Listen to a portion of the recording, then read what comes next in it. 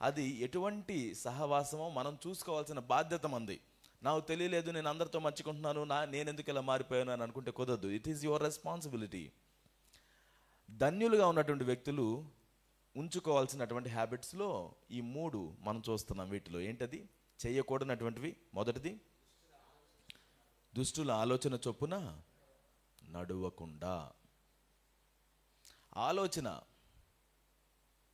మనం ఏదైనా ఆలోచన చెప్పేవాళ్ళు ఉంటే బాగుంటుంది అనుకుంటాం. చాలా పరిస్థితుల్లో నాకెవరన్నా సలహా ఇస్తే బాగుంటుంది, నేనేం చేయాలో చెప్తే బాగుంటుంది. మనందరికీ అనేకమైన పరిస్థితులు తలెత్తుతాయి మన జీవితంలో. ఏం చేయాలో తెలియనటువంటి పరిస్థితులు. ఈజీ మెథడ్ ఏంటంటే ఎవరన్నా నాకు చెప్తే బాగుండు ఏం చేయాలో. అటువంటి సమయంలో ఎవరైనా వచ్చి మంచిగా ఏదో ఎండకు వచ్చినప్పుడు చల్లటి నీళ్ళు ఇస్తే ఎలా ఉంటుంది, అలా ఎవరైనా చేసేయచ్చు కదా అని చెప్పారనుకోండి, చాలాసార్లు ఆలోచించకుండా చేసేస్తాం. ఆ విషయంలో మనం కేర్ఫుల్గా ఉండాలి. మనం వివేచనను కలిగి జీవించాలి. నాకు ఇవ్వబడినటువంటి ఆలోచన సరి అయిందా కాదా, ఈ ఆలోచన నేను అన్వయించుకోవాలా అన్వయించుకోకూడదా, దాని మీద నేను పనిచేయాలా లేదా. మనకి ఇవ్వబడిన ప్రతి ఆలోచన అది సరి అయింది అని మనం అనుకుంటే అది మన పొరపాటు అవుతుంది. జ్ఞానము లేనివాడు ప్రతి మాట నమ్ముతాడట. సో మనం ఏదైతే మాటలు వింటామో విన్నప్పుడు అది భలే అనిపిస్తుంది, ఇదే కదా అని అనిపిస్తుంది. కానీ దాన్ని ఇది మంచిదా కాదా అని చూసుకోవాల్సిన బాధ్యత మాత్రం మందే. అనేక మంది ఆలోచనకర్తలు ఉండడం శ్రేయస్కరం, బైబిల్ చెప్తుంది. చాలామంది ఆలోచనలు తీసుకోవడం మంచి విషయమే. కానీ వాటిల్లో ఏ ఆలోచనని నువ్వు అన్వయించుకోవాలో నువ్వు చూసుకోవాలి జాగ్రత్తగా. అది దేవుని యొక్క ఆలోచనకు సంబంధించిందా కాదా అనేది మనం ఆలోచించాలి. దేవుని యొక్క విలువలకు అది సంబంధించిందా కాదా అని నువ్వు చూసుకోవాలి. దేవుని యొక్క విలువలకు వ్యతిరేకంగా ఉన్నటువంటి ఆలోచన అది ఎంత టెంప్టింగ్గా ఉన్నా, అది ఎటువంటిదైనా దానికి మనం దూరంగా ఉండడం నేర్చుకోవాలి. హిస్టరీలో మనకి ఇశ్రాయేలీయులు ఉన్నారు కదా. ఇశ్రాయేలీయులు మొత్తం 12 గోత్రాలు. 12 గోత్రాలు దేవుడు ఎన్నుకొని వాళ్ళ ద్వారా విమోచన యేసుక్రీస్తును తీసుకొని రావడానికి దేవుడు సంకల్పించాడు. అయితే వీళ్ళు ఏమన్నారంటే మాకు రాజు కావాలి అన్నారు. అప్పుడు దేవుడు వాళ్ళకి రాజునిచ్చాడు. మొట్టమొదటి రాజు ఎవరు ఇశ్రాయేలీయులకు? సౌలు రాజు. దేవుడు సౌలుని రాజుగా ఎన్నుకున్నప్పుడు దేవుడు అన్నాడు, సరే సౌలు యొక్క రాజ్యాన్ని స్థిరపరుస్తాను అని అనుకున్నాడు. కానీ సౌలు దేవునికి లోబడలేదు. సౌలు దేవుని యొక్క మాటకు వ్యతిరేకంగా పనిచేసినప్పుడు దేవుడు సౌలు రాజ్యాన్ని తృణీకరించి సౌలుకు బదులుగా దావీదుని ఎన్నుకున్నాడు. దావీదుని ఎన్నుకున్నప్పుడు దావీదు పడుతూ లేస్తూ చాలా చక్కగా దేవుని ముందు నిలబడి ముందుకు సాగాడు. దేవుడు చాలా ఘనపరిచాడు దావీదుని. దావీదు దేవుడిని అంతగా ప్రేమించాడు. నా హృదయానుసారి అని పిలిచాడు. దేవుడు దావీదుకి మంచి జ్ఞానం కలిగిన కుమారుణ్ణి ఇచ్చాడు, సొలొమోను. నీకేం కావాలి అని అంటే నాకు జ్ఞానం కావాలని అంత జ్ఞానం ఉంది ఆయనకి అప్పటికి. నాకు వివేచన కావాలి ఇంత గొప్ప రాజ్యాన్ని నడిపించడానికి అని అడిగాడు. బాగానే ఉంది. ఆయన తదుపరి ఆయన మరణించిన తరువాత ఆయన కుమారుడైనటువంటి రెహోబాము రాజ్యంలోకి వచ్చాడు, రాజుగా మారాడు. పెద్ద రాజ్యం అప్పటికి. వాళ్ళ తండ్రి అయినటువంటి సొలొమోన్ గొప్ప గొప్ప కట్టడాలు కట్టించాడు. లెబానోను కట్టడం మొత్తాన్ని, ఆ పట్టణాన్ని కట్టించాడు. యెరూషలేం మందిరాన్ని కట్టించాడు. గొప్ప ఆస్తి, పేరు, ప్రఖ్యాతులు బాగా విస్తరిల్లినటువంటి ఆ సమయంలో ఈ రెహోబాము రాజు అయినప్పుడు అక్కడున్న పెద్దలు వచ్చి ఆయన అడిగారు, అయ్యా అంతా బాగానే ఉంది, మరి మీ నాన్నగారు చాలా జ్ఞాని, ఆయన చెప్తే మేము కాదనలేకపోయాం, చాలా అలిసిపోయాము మేము చేసిన ప్రాజెక్టుల ద్వారా, పెద్ద పెద్ద కట్టడాలు కట్టాం కదా, మాకు కొంచెం రెస్ట్ కావాలి, మా మీద ఉన్న పని భారాన్ని కొంచెం తగ్గించండి అని పెద్దవాళ్ళు వచ్చి రిక్వెస్ట్ చేసుకుంటారు. ఇదంతా మనం 1 రాజులు 12వ అధ్యాయంలో చదువుతాం.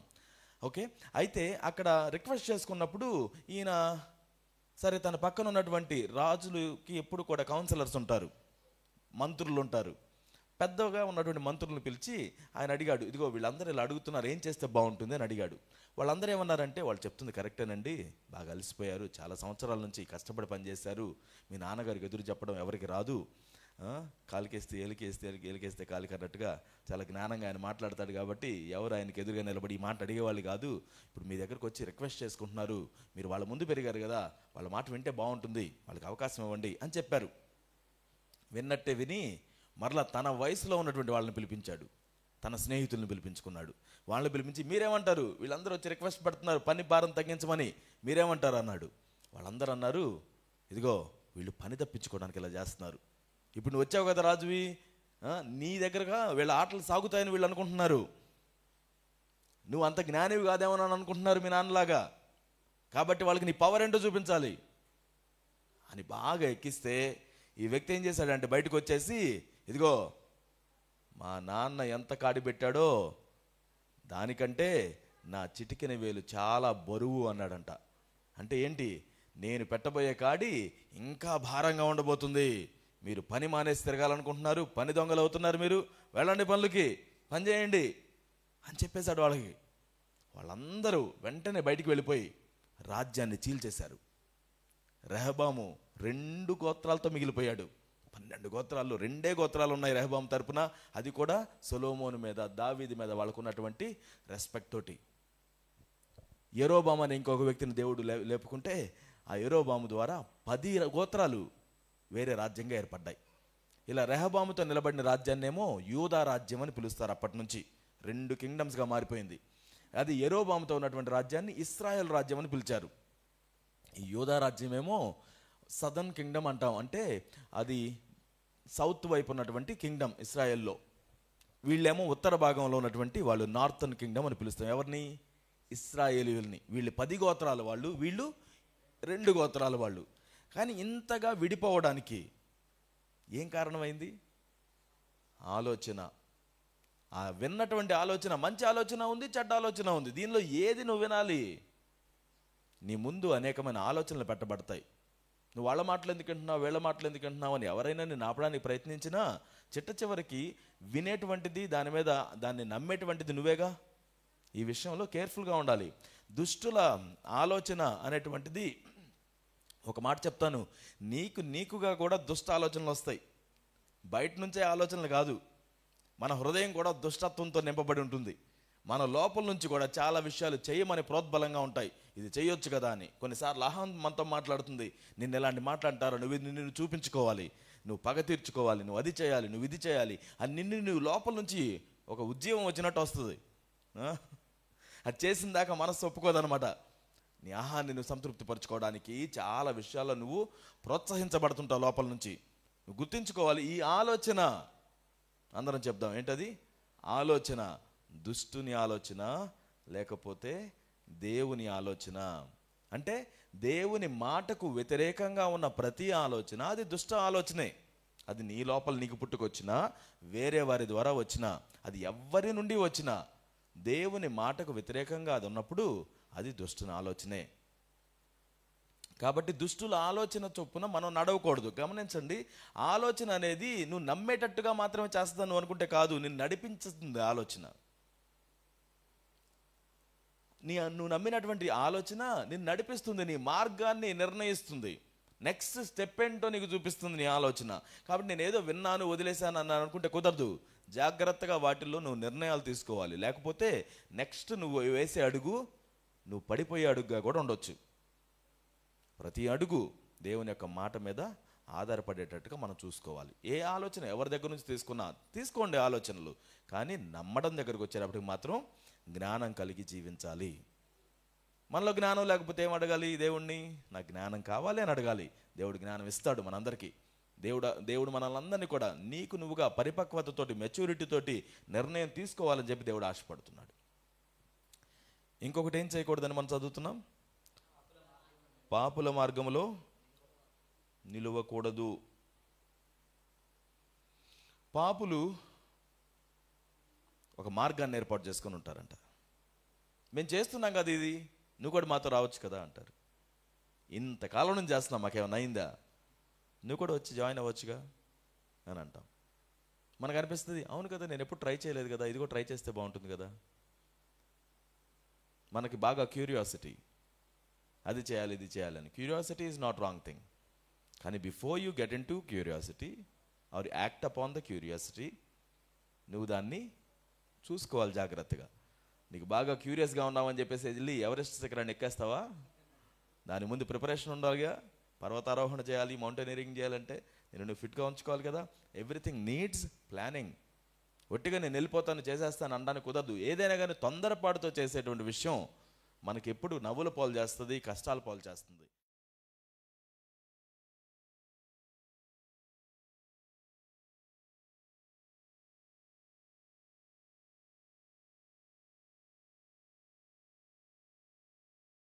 అందరం కూడా పాపులమే.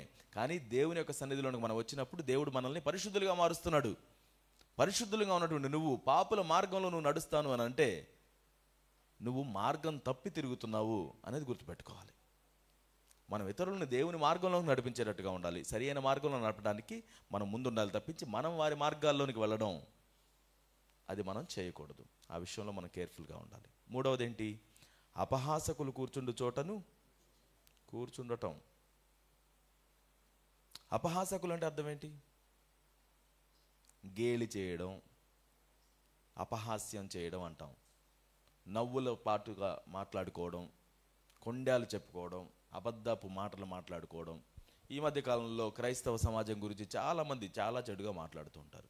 అంతెందుకు వేరే వ్యక్తిని ఒక సబ్జెక్ట్గా పెట్టుకొని ఇద్దరిని కూర్చోబెట్టుకొని మాట్లాడమంటే చాలా మాట్లాడతారు. మీ అబ్జర్వేషను, వాళ్ళ అబ్జర్వేషను, మీకు నచ్చినవి మీకు నచ్చనివి, ఇలా బోలెడు మాట్లాడతాం. కానీ అవి ఆ వ్యక్తి అక్కడ లేకుండా మనం కూర్చొని మాట్లాడడం సరైన విషయమా? కాదు. ఒక వ్యక్తి పట్ల నిజంగా శ్రద్ధ ఉంటే ఆ వ్యక్తితో ఒంటరిగా కూర్చొని ఏదైనా తప్పుదిద్దాలంటే కూర్చొని మాట్లాడుకోవాలి, సరిచేసుకోవడానికి మనం ప్రయత్నించాలి. అంతేగాని మనం ఇద్దరు కూర్చొని లేని వ్యక్తుల గురించి మనం తప్పుగా మాట్లాడుకోవడం, లేకపోతే ఏదైనా కానీ సమయాన్ని వెచ్చించుకొని నవ్వుకుంటూ వాళ్ళ జీవితాల మీద జోక్ చేసుకుంటూ జీవించడం అనేటువంటిది సరి అయింది కాదు. అపహాసకులు కూర్చుండే చోటున కూర్చుండడానికి వీల్లేదు. ఎవరైనా 10 మంది కూర్చొని, 2-3 కూర్చొని వాళ్ళకి ఇష్టం వచ్చినటువంటి ఏదో సబ్జెక్ట్ గురించి మాట్లాడుకుంటూ తుళ్ళుతూ నవ్వుతూ ఉన్నారనుకోండి, ఆ విషయంలో కేర్ఫుల్గా ఉండాలి. విస్తారమైన మాటల్లో దోషం ఉండక మానదు. ఏదో మాట్లాడుతూ ఎక్కువ సమయం గడుపుతున్నావు అంటే దోషం ఉంటుంది దానిలో. మనం మాట్లాడేది గమనించండి, మనం మాట్లాడే మాట అది జోక్గా మనం మాట్లాడుకుంటున్నామని అనిపించినా అది కూడా తీర్పులోకి వస్తుంది. మత్తయి సువార్త 12వ అధ్యాయంలో ఈ మాట చదువుతాం. సజ్జనుడు తన ధననిధిలో నుంచి మంచి విషయాలను బయటికి తీసుకొని వస్తాడు, దుర్జనుడు తన యొక్క ధననిధిలో నుంచి చెడ్డ వాటిని బయటికి తీసుకొని వస్తాడు. నీవు అనాలోచితంగా మాట్లాడే విషయాలకు కూడా తీర్పులోనికి తీసుకొని రాబడతావు. మీ ముందు ఒక పెద్ద రికార్డర్ పెట్టి అన్ని రికార్డ్ చేస్తున్నావు అంటే అలానే మాట్లాడతావా? ఒకవేళ నువ్వు అలానే మాట్లాడే పని అయితే మాట్లాడుకో, నో ప్రాబ్లం. నువ్వు నమ్మినా నమ్మకపోయినా మనందరి లైఫ్స్ రికార్డెడే. దేవునికి అన్నీ కూడా పరిచయమే. వీటన్నిటిని దేవుడు మన కళ్ళ ముందు ప్రదర్శించగలుగుతాడు. గమనించుకోండి, మనం ఎప్పుడు కూడా దేవుని ఎడల భయభక్తులు కలిగి జీవించాలి. ఆ మనిషి ఉంటే మనం అలా మాట్లాడలేనప్పుడు, ఆ మనిషి లేనప్పుడు అలా ఎలా మాట్లాడుతున్నాం? దేవుడైతే అప్పుడు కూడా ఉన్నాడు కదా. దేవుడి నుంచి తప్పించుకొని ఎక్కడికైనా వెళ్ళగలుగుతామా? దావీదు అంటాడు, ఇదిగో నీ నుంచి తప్పించుకొని నేను ఎక్కడికి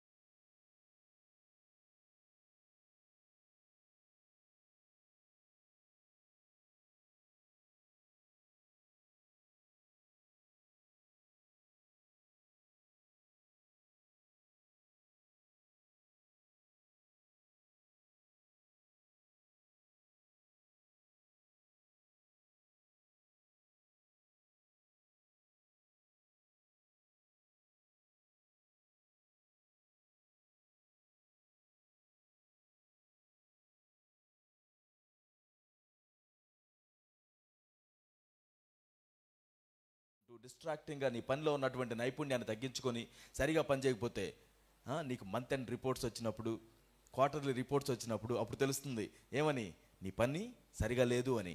అప్పుడు నీకు రావాల్సిన ప్రమోషన్స్ ఆగిపోతాయి, నీ మీద ఉన్న నమ్మకత్వం పోతుంది, నీకు ఇంకా ఏమాత్రం కూడా పని అప్పగించడానికి వాళ్ళు ఏమాత్రం ఇష్టపడరు. When you don't do your job, what is happening?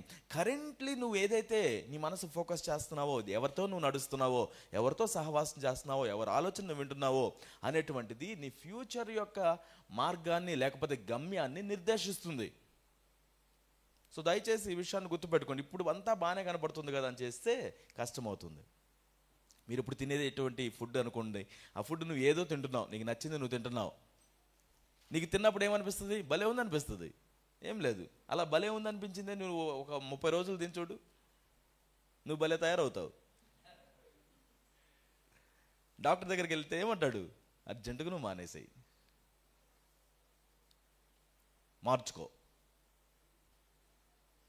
So మనకి అనిపించింది కాదు మనం చేయాల్సింది. ఏం చేయాలో మన వాక్యంలో చదువుదాం. బట్ చేయకూడనటువంటి విషయాల్లో మాత్రం కేర్ఫుల్గా ఉందాం. మనం ఎంత ఎత్తుగా ఎదిగినా, ఎంత వయసు మీద పడినా ఈ విషయాల్లో మనం కేర్ఫుల్గా ఉండాలి. ఏదో యవనస్తులకు మాత్రమే కాదు నేను చెప్తుంది. నువ్వు దీనికి డబుల్ వయసు నువ్వు సంపాదించుకొని వచ్చినా కానీ నేను ఇదే విషయం చెప్తాను. ఎందుకనంటే వాక్యం మనకు క్లియర్గా చెప్తుంది, మన జీవిత కాలానికి సంబంధించింది. దుష్టుల ఆలోచన చొప్పున, ఆలోచన దుష్టులదా, ఆలోచన దేవునికి విరోధంగా ఉందా, వెంటనే దాన్ని రినౌన్స్ చేయడం మనం నేర్చుకోవాలి. పాపుల మార్గంలో నిలవకుండా, నేను నిలబడుతున్న మార్గం ఏంటి, ఎక్కడ ఆలోచిస్తున్నాను, దేనికోసం ఆలోచిస్తున్నాను, ఎవరి పర్మిషన్స్ కోసం చూస్తున్నా, ఎవరి అప్రూవల్స్ కోసం చూస్తున్నాను, కేర్ఫుల్గా ఉండాలి ఆ విషయంలో. నువ్వు సీదాగా ఏంటది ముక్కుసూటిగా అంటారు చూడండి, దేవుని యొక్క మాటను బట్టి అటు ఇటు తొలగకుండా ముందుకు నడిచి వెళ్ళడం మనం నేర్చుకోవాలి. కుడికి కానీ ఎడమకు కానీ తొలగకుండా ముందుకు సాగడం మనం నేర్చుకోవాలి. అపహాసకులు కూర్చున్నట్టుగా that should not be our joy. ఇదిగో ఒట్టిగా పిచ్చాపాటి మాట్లాడుకుంటున్నామన్నా, ఏదో నవ్వుకుంటూ తుళ్ళుకుంటూ ఉంటున్నామన్నా, that should not be your joy. అక్కడ కూర్చొని ఆలోచించుకోవడానికి కాదు, అక్కడ నువ్వు కేర్ఫుల్గా ఉండాలి. నువ్వు ఒక చోట ఉన్నావు, ఒక గ్రూప్లో ఉన్నావు అని అంటే ఏది పడితే అది మాట్లాడితే నువ్వు ఒప్పుకోవు అని ఆ గ్రూప్కి తెలియాలి. మీరు కూర్చున్నప్పుడు అది అర్థమవుతుంది. అలాగూ మీ ముందు ఏది పడితే అది మాట్లాడుకోవడానికి వీలు లేదని. ఎందుకని అలా మాట్లాడితే you are out of the group, you don't want to stand there. So ఆ గ్రూప్ నీకు ఏదైనా విలువిస్తున్నారు అని అంటే ఏది పడితే అది, ఎవరిని పడితే వాటిని గురించి మాట్లాడడానికి వీలు లేదు. సరిగా మాట్లాడుకోవాలి, సరైన లాంగ్వేజ్లో మాట్లాడుకోవాలి. ఏ కోపాలు వచ్చినా, ఎలాంటి చికాకులు వచ్చినా దానికి కూడా ఒక విధానం ఉంటుంది. వెంటింగ్ అవుట్కి ఎలా పడితే అలా, ఏది పడితే అది మాట్లాడుకుంటూ ఉంటే నువ్వు దానిలో పార్ట్గా ఉన్నావు అనుకోండి, పరుల పాపాల్లో నువ్వు కూడా పాలిపంపులు పంచుకుంటున్నావు. Get out of that place, get out of that circle and say I'm not belonging here. నేను దీనిలో ఎంతకైతే కొనసాగుతానో నేను కూడా అంతగా నింపబడుతున్నాను.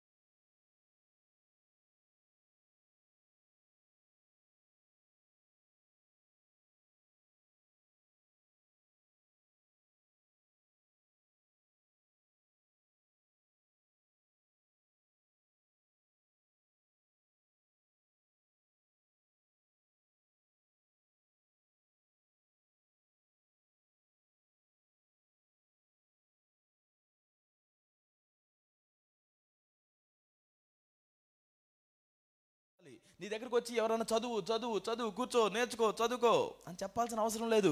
You rejoice in that. కాబట్టి ఏ కొంచెం సమయం దొరికినా you go to the word of God. ఆయన యొక్క వాక్యాన్ని ధ్యానించడానికి, ఆయన యొక్క వాక్యం నుంచి నేర్చుకోవడానికి ప్రయత్నిస్తాం. ధ్యానించడం కేవలం చదవడమే కాదు, ధ్యానించడానికి మనం చూసుకోవాలి. ఒక ఆయన అన్నాడట చార్ల్స్ స్పర్జన్ గారితో, ఇదిగో సార్ నేను దాదాపు 20 సార్లు బైబిల్ చదివా, మోకాళ్ళ మీద చదివా బైబిల్, కానీ దేవుని నిర్ణయానికి సంబంధించి, దేవుని నడిపింపు గురించి నాకేం కనపడలే అంతగా అన్నాడంట. ఈయన అన్నాడంట, మోకరించి చదివితే ఏం తెలుస్తుందయ్యా, నీ ఫోకస్ అంతా మోకాళ్ళ మీదనే ఉంది కదా, కొంచెం ప్రశాంతంగా కూర్చొని ఆలోచించుకొని చదివిందాన్ని, చక్కగా కూర్చొని ఆలోచించుకో. ఏదో చదవాలి కాబట్టి చదవడం, గంట సేపు చదవాలి కాబట్టి చదివేసేయడం అన్నటువంటి ఒక సాంప్రదాయాన్ని పాటిస్తూ చదువుతూ దేవుడు నాతో మాట్లాడతాడని అనుకోకండి. దేవుని యొక్క వాక్యాన్ని ఆనందంగా తీసుకొని చదువుకోండి. నువ్వు మంచిగా నీకు ఇష్టమైనటువంటి ఫుడ్ తినడానికి వెళ్ళి ఆబాగా కొంచెం స్పీడ్గా తినేసి వస్తావా? నీకు బాగా ఇష్టమైతే you take your time with it, you like it. నువ్వు అక్కడికి వెళ్ళక ముందు నుంచి నువ్వు దాని గురించి ఆలోచిస్తావు, వెళ్ళి వచ్చిన తర్వాత కూడా దాని గురించి మాట్లాడతావు. ఏం చేస్తున్నావు? ధ్యానిస్తున్నావు వాక్యం గురించి. నువ్వు వాక్యం చదవడానికి వెళ్ళే ముందు నుంచి కూడా, అరే ఈరోజు వాక్యం చదవడానికి వెళ్తున్నా, ఈ పోర్షన్ చదవడానికి వెళ్తున్నా, సిద్ధపాటుతో వెళ్తావు. అయిపోయిన తర్వాత కూడా దాని గురించి, నేను దీని గురించి చదివాను ఈరోజు, దీని గురించి నేను మాట్లాడుతున్నాను, దీని గురించి నేను ఆలోచిస్తున్నాను. నీ మాటల్లో అది కనపడుతుంది. నీ లోపల ఏది ఉన్నదో నీ బయటికి కనపడుతుందంట. వాక్యం చెప్తుంది కదా ఏమని, నీ హృదయంలో ఏది ఉంటే నీ నోట్లో నుంచి అది వస్తుందంట. నీ నోట్లో నుండి ఏమొస్తుంది అన్న దాన్ని బట్టి నీ హృదయంలో ఏముందో నువ్వు తెలుసుకుంటావు. నాకు తెలిసినంతవరకు ఇది ఒక్కటే చెక్ లిస్ట్ నీ హృదయంలో ఏముందో తెలుసుకోవడానికి. నువ్వు మౌనంగా ఉంటే ఏం చేస్తావో తెలియదు, కానీ నీ హృదయంలో నుంచి బయటికి ఏదన్నా వస్తుందంటే నీ నోట్లోంచి వస్తుంది. సో నీ నోట్లోంచి మాటలని చాలా జాగ్రత్తగా గమనించండి. ఒకవేళ నువ్వు చదువుతున్నటువంటి వాక్యం, నువ్వు ధ్యానిస్తున్నటువంటి వాక్యం గురించి నీ మాటల్లో కనబట్టలేదు అనుకోండి, దేర్ ఇస్ సంథింగ్ రాంగ్. నీ హృదయంలో అది స్టోర్ అవడంలా ఎక్కడోకో వెళ్ళిపోతుంది, తిన్నదాంతో ఎటు వెళ్ళిపోతుందో. సో వాక్యం చదవడం ఎంత ఇంపార్టెంటో దాన్ని ధ్యానించడం, ఎస్పెషల్లీ ఇక్కడ యాటిట్యూడ్ని మనం చూడాలి. ఆ యాటిట్యూడ్ ఎలా ఉండాలంట? ఆనందంగా. ఎవ్రీవన్ సే ఆనందంగా. సో యెహోవా ధర్మశాస్త్రమందు ఆనందించుచు దివారాత్రము దాన్ని ధ్యానించాలి. 2 టైమ్స్ బైబిల్ చదవాల్సింది. ఎనీ టైం ఏంటది? దినము రాత్రి 2 టైమ్స్, రోజంతా అయిపోతుంది. దాన్ని ధ్యానించువాడు ధన్యుడు. ధర్మశాస్త్రం అనగానే మరలా కేవలం 5 పుస్తకాలే పాత నిబంధనలు ఉన్నవి అని అనుకోకండి. ధర్మశాస్త్రం అని కీర్తనలలో మరలా మెన్షన్ చేసేటువంటి ఈ పదం దేవుని మాటను సూచిస్తుంది. ఎంటైర్ వర్డ్ ఆఫ్ గాడ్ని అది డిపిక్ట్ చేస్తుంది, అది దాని గురించి మాట్లాడుతుంది అనేది మీరు గుర్తుపెట్టుకోవాలి. ధర్మశాస్త్రం అనగానే 5 పుస్తకాలే కాబట్టి నేను 5 పుస్తకాలు చదువుతాను అని అనుకోకండి. ఓకే, దేవుడు ఇదే మాటని ఒక పెద్ద జనరల్తో చెప్తాడు, ఆర్మీ జనరల్ తోటి. ఇదిగో నువ్వు గొప్పగా నీ ముందు ఎక్కడికి వెళ్ళినా నువ్వు దాన్ని జయిస్తావు, ఆ యుద్ధాన్ని జయిస్తావు, ఆ ప్రాంతాలను జయిస్తావు, నువ్వు దాన్ని స్వాధీనం చేసుకుంటావు. నువ్వు చేయాల్సింది ఏంటో తెలుసా? నా వాక్యాన్ని జాగ్రత్తగా చదువుకో. ఒకసారి చదువుదాం మనం కూడా. యెహోషువ గ్రంథము 1వ అధ్యాయము 8వ వచనం.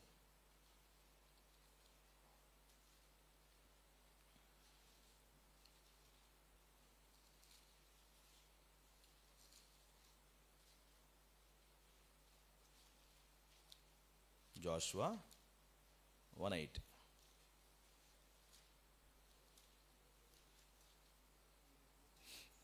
ఈ ధర్మశాస్త్ర గ్రంథమును నీవు బోధింపక తప్పిపోకూడదు.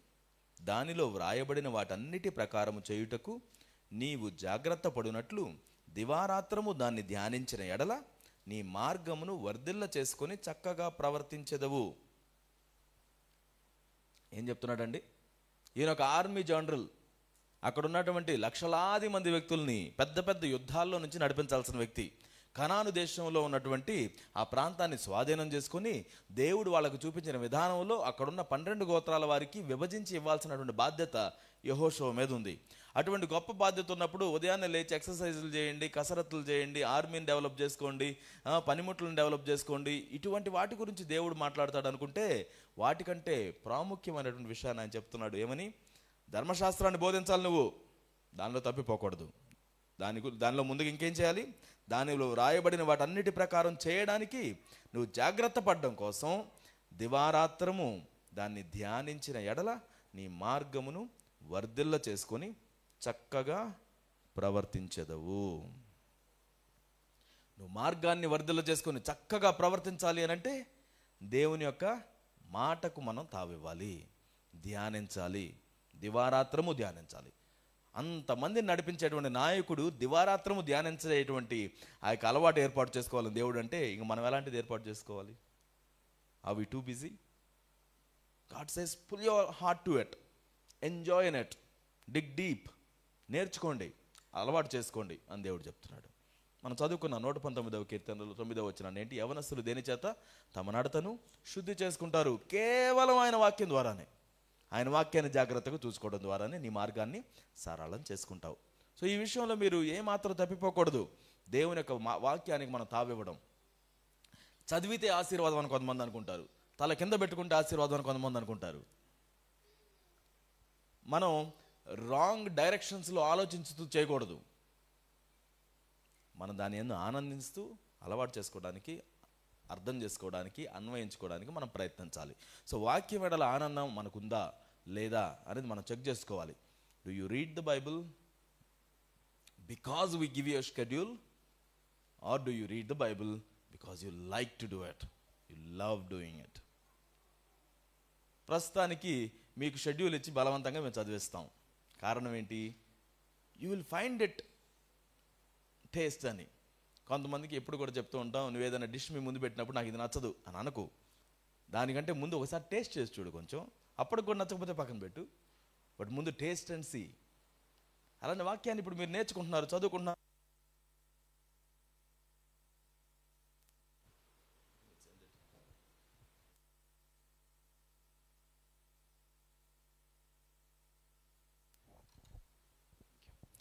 సో వాక్యాన్ని మనం అర్థం చేసుకుంటున్నప్పుడు ఇప్పటికైనా మనం ఆనందించగలుగుతున్నాము దానిలో. ఇది మనం ఆనందించగలిగినటువంటి విషయం. సో టేస్ట్ అండ్ సీ, దాన్ని అర్థం చేసుకోవాలని ట్రై చేయండి. దాన్ని పక్కన పెట్టేసేసేయకుండా ప్రయత్నించి చూడండి. ప్రయత్నించి చూస్తే నిజమైనటువంటి టేస్ట్ ఏంటో దేవుడు మనకు చూపిస్తాడు. యెహోషువలాగా మనం ఎప్పుడు కూడా దేవుని వాక్యాన్ని ధ్యానించే వాళ్ళలాగా ఉండాలి. ఈ రోజుల్లో మనకి లాట్ ఆఫ్ టెక్నాలజీ ఉంది కదా. ఈ టెక్నాలజీని మనం దేనికోసం వాడుతున్నాం అనేది మన మీద ఆధారపడి ఉంటుంది. గుడ్ కోసం, బ్యాడ్ కోసం మనం వాడుకోవచ్చు. ఈ రోజుల్లో దేవుని యొక్క వాక్యం మన చేతుల్లో అందుబాటులో ఉంది. రిమైండర్స్లో అందుబాటులో మనం పెట్టుకోవచ్చు. డిఫరెంట్ యాప్స్ ఉన్నాయి, డిఫరెంట్ ట్రాన్స్లేషన్స్ అందుబాటులో ఉన్నాయి, డిఫరెంట్ కామెంటరీస్ ఉన్నాయి. ఇవన్నీ చేయడం ఎంత కష్టమో తెలుసా పూర్వకాలంలో?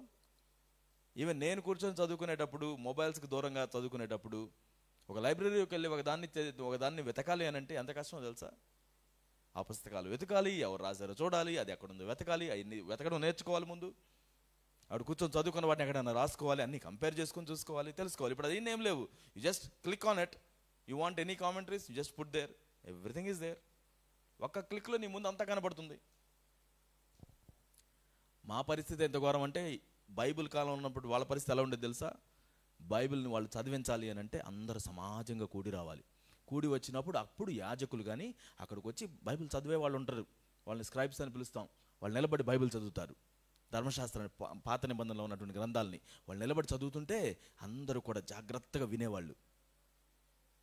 చదువుతుంటే, వాక్యం బోధించడం కాదు నేను చెప్తుంది, వాక్యం చదువుతూ వెళుతుంటే వీళ్ళు చక్కగా వింటూ ఉండేవాళ్ళు, ఆమేన్ అని చెప్తుండేవాళ్ళు, దాన్ని వినడానికి ప్రయత్నించేవాళ్ళు. ఎంత పరిశుద్ధంగా జరిగేదో తెలుసా?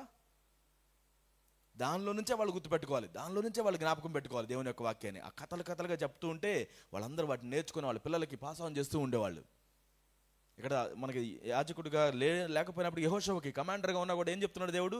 ధర్మశాస్త్ర గ్రంథాన్ని బోధింపడం విషయంలో నువ్వు తప్పిపోకూడదు. You have to teach, you have to talk about it, you have to talk about it, you talk about it. అదొక్క విధానమే అందరికి నేర్చుకోవడానికి. అందరి దగ్గర పుస్తకాలు లేవు, బైబిల్స్ లేవు, బట్ మనం ఎంత ప్రివిలేజ్డ్. దేవుడు తన వాక్యాన్ని మన చేతులు పెట్టాడు. సాధ్యమైన విధానాలు చదువుకోవడానికి దేవుడు ఈ జనరేషన్కి దేవుడు అవకాశం ఇచ్చాడు. Audio Bibles, video Bibles, what not, you have so many things. Bible reading plans ఉన్నాయి, టీమ్గా చదువుకోవడానికి టీమ్ డిస్కషన్స్ గ్రూప్స్ ఉన్నాయి, ఎన్నో ఉన్నాయి. ఇటువంటి ఏజ్లో కూడా మనం బైబిల్ దగ్గరికి మనం రాకుండా ఉన్నాం అనుకోండి, then we're losing out a lot. మనం చీప్ బిర్యానీస్కి అలవాటు పడిపోతున్నాం. హైదరాబాద్లో ఉన్నాం కాబట్టి చీప్ బిర్యానీస్ గురించి మాట్లాడచ్చు. ప్రపంచంలో ఏ ప్రాంతానికి వెళ్ళినా హైదరాబాద్ బిర్యానీ అని బోర్డులు కనబడతాయి. నువ్వు ఎక్కడికైనా వెళ్ళి, ప్రపంచంలో ఏ దేశానికైనా వెళ్ళు, బిర్యానీ అనగానే హైదరాబాద్ బిర్యానీ అని ఉంటుంది.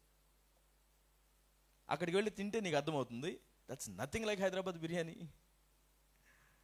ఇక్కడ నుంచి వెళ్ళిన వాళ్ళకి అర్థమవుతుంది అది it's nothing like Hyderabad biryani. నిజాన్ని నువ్వు తినకపోతే, ఏది ప్రాపర్గా ఉండేటువంటి దాన్ని నువ్వు తినకపోతే అది ఎప్పటికీ నువ్వు అర్థం కాదు. బిర్యానీ అంటే ఇదేనా, ఎందుకు అంత ఫేమస్, అది అర్థం కాదు అప్పుడు తిన్నప్పుడు. అదేది ఎక్కడ తింటుంటే నీకు అర్థమవుతూ ఉంటుంది.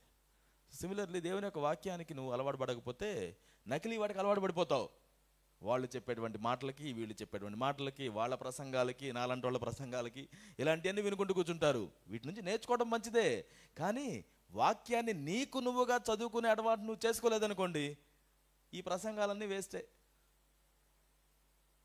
దేవుడు నీతో, నీ సిచ్యువేషన్లకు అనుకూలంగా, నీ జీవితానికి అనుగుణంగా, నీ హృదయాన్ని తెలిసిన వానిగా, నీ భవిష్యత్తును తెలిసిన వానిగా నిన్ను నడిపించాలని ఆయన పరలోకం దిగి వచ్చాడు. మాలాంటి వాళ్ళని నియమించడానికి కాదు. మేము మీకు పురమాయించడానికి ఉన్నాం, బోధించడానికి ఉన్నాం, అర్థం చేసుకోవడానికి మీకు హెల్ప్ చేయడానికి ఉన్నాం. అంతేగాని మీకు మీరుగా దేవునితో సహవాసం చేయాలని దేవుడు కోరుతున్నాడు. దేవునికి మనిషికి మధ్య గల మేము లేము మీకు మధ్యలో. యేసే ఉన్నాడు, ఆయనే వాక్యం, ఆయనే మనకి తను పరిచయం చేసుకొని నడిపిస్తాడు. సో అటువంటి అనుభవంలోనికి మనం అందరం రావాలి. ఆనందించుతూ ఆయన వాక్యాన్ని ధ్యానించే విధంగా ఉండాలి. మెడిటేషన్ అనేది is not just reading, it's rooting your self in God's word. నువ్వు దేవుని యొక్క మాటలో నిలబెట్టుకోవడం అని అర్థం చేసుకోవాలి. 3వ వచనం చూద్దాం. ఎవరు అతడు అంటే ధన్యుడిగా ఉన్నాడో, ఆనందంగా ధ్యానిస్తున్నాడో ఆ వ్యక్తి ఎలా ఉంటాడట? నీటి కాలువల యోరను నాటబడినదై ఆకువాడక తన కాలమందు ఫలమిచ్చు చెట్టు వలె ఉండును, అతడు చేయునదంతయు సఫలమగును. ఇది మాత్రం అందరికి కావాలి.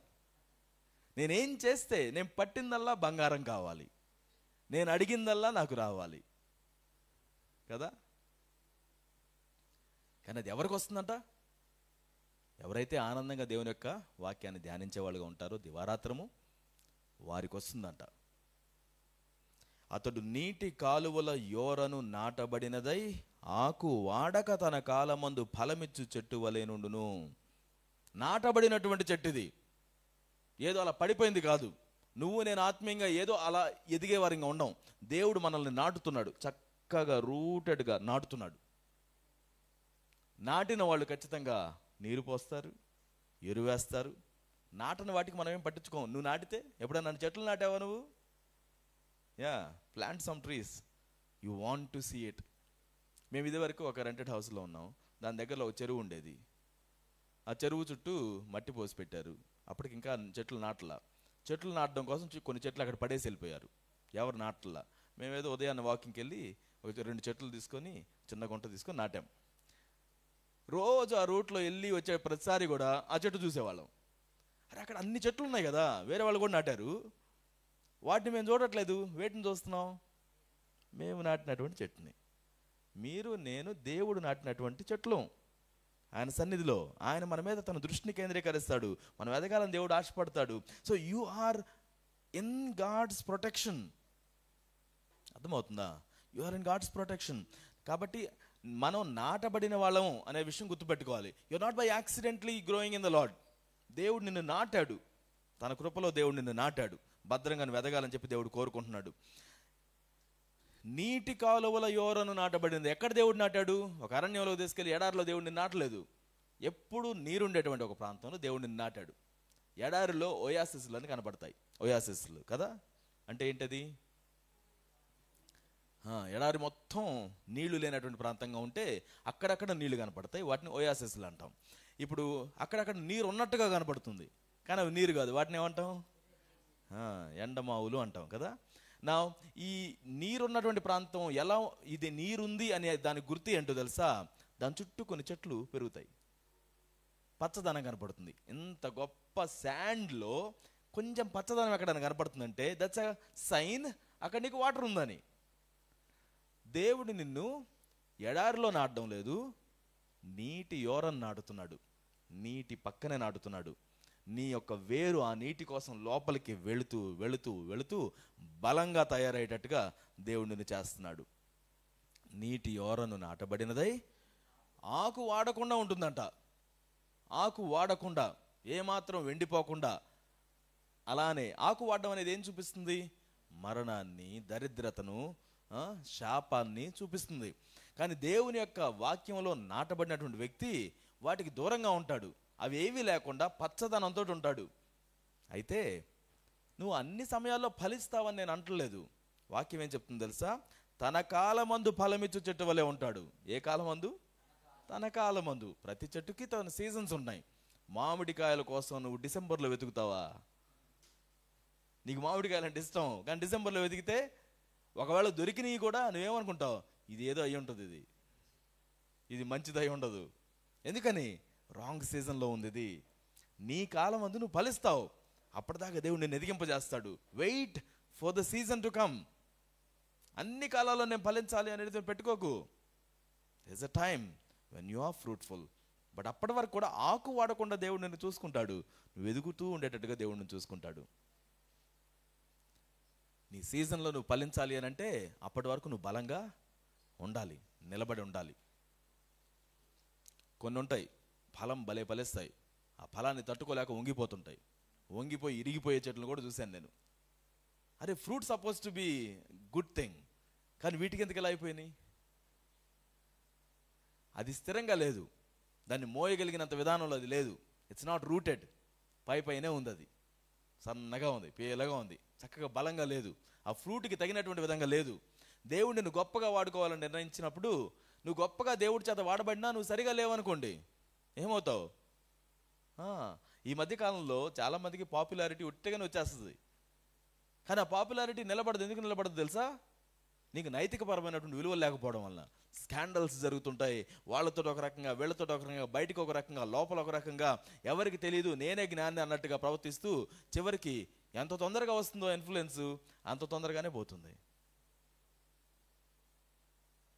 నీకు నువ్వు ఎప్పుడు దేవుని యొక్క మాటలో రూటెడ్గా, ఆ నీటి యోరను నాటబడినదై తన కాలమందు ఫలం ఇవ్వడానికి సిద్ధంగా ఉన్నటువంటి చెట్టులాగా మనం ఉండాలి. అతడు చేయనిదంతయు సఫలమవుతుంది. అతడు చేయనిదంతయు సఫలమవుతుందనంటే ఇదేదో జీనీలాగా కాదు, నీ జీవితంలో ఏది పట్టుకుంటే అది మంచిగా మారిపోవడానికి. అది కాదు, నువ్వు ఎటువంటి సర్కమ్స్టాన్సెస్లో ఉన్నా వాటిల్లో మంచి జరుగుతుంది. నీకు మేలు కోసం దేవుడు సమస్తము సమకూర్చి జరిగిస్తాడు.